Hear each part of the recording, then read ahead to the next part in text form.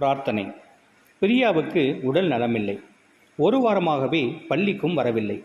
விடுமுறை கடிதமும் கொடுத்து அனுப்பவில்லை. நேற்று ஆசிரியை கேட்டார்.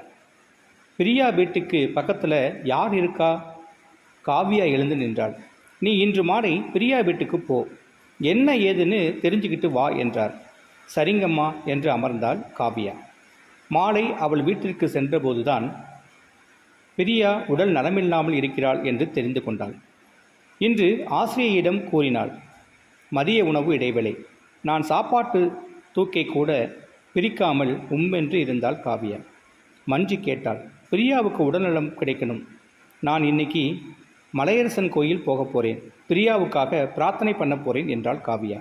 உடனே மஞ்சு, நீ ஒருத்தி பிரார்த்தனை செய்கிறதை விட நம்ம வகுப்பில் உள்ள எல்லா மாணவிகளும் கூட்டு பிரார்த்தனை செய்தால் இன்னும் வேகமாக பிரியா குணமடைவாள் என்றாள்.